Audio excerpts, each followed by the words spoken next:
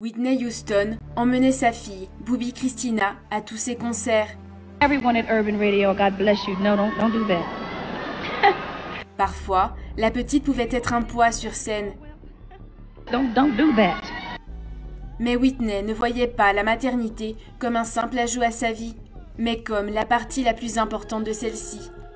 Mais ce que les gens ne savaient pas à l'époque, c'était que derrière la belle relation que mère et fille montraient au public depuis la scène, se cachait une sombre histoire très toxique, qui a marqué Bobbi Kristina Brown de façon irréversible sans que Whitney puisse faire quoi que ce soit pour la protéger.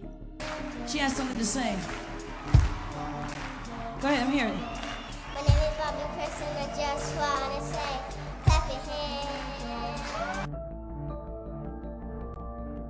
Yes, that's the best thing I can do. What would be the second best thing that you do? That. Right there. No, that's good.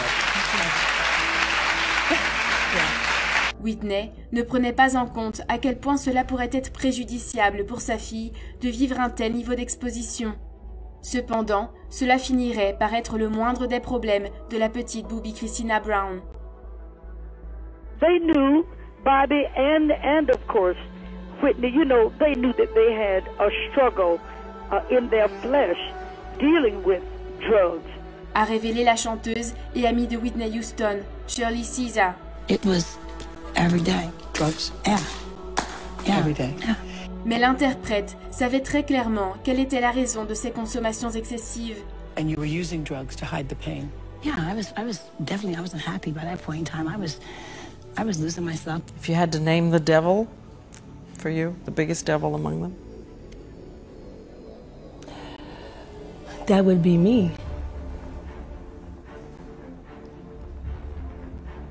It's my deciding. It's my heart. It's what I want and what I don't want. Nobody makes me do anything I don't want to do. It's my decision. So the biggest devil is me. De cette façon, et sans le vouloir, la petite Bobbi Kristina a commencé à grandir entourée de conduites dysfonctionnelles qui allaient de l'abus constant de substances jusqu'aux agressions physiques et psychologiques. Were you weak to him or were you weak to the drugs? Because the world's perception is that you were weak to the drugs. He was my drug. I get it. He was my drug. I didn't do anything without him. Cette relation obsessionnelle et les abus évidents ont fini par détruire l'innocence de sa fille, qui 2 ans après le départ de sa mère, répétait l'histoire. Es muy difícil disociar lo que fue la crianza del ambiente donde ella venía. Ambos, los padres, tanto Whitney como Bobby, eran personas que eran adictas a las drogas desde muy temprana edad. Esto no es algo que solamente venía ligado al estrellato. En el caso, por ejemplo, de Whitney Houston siempre tuvo un comportamiento, digamos, licencioso, así que evidentemente este entorno terminó afectando a la hija, de eso no hay la más mínima duda. Malgré les durs moments qu'elle a dû traverser, l'actrice de Bodyguards s'est toujours démarquée dans toutes les disciplines qu'on lui a proposées, en exploitant autant ses capacités d'actrice que musicale qui l'ont amenée à gagner 11 Billboard Music Awards.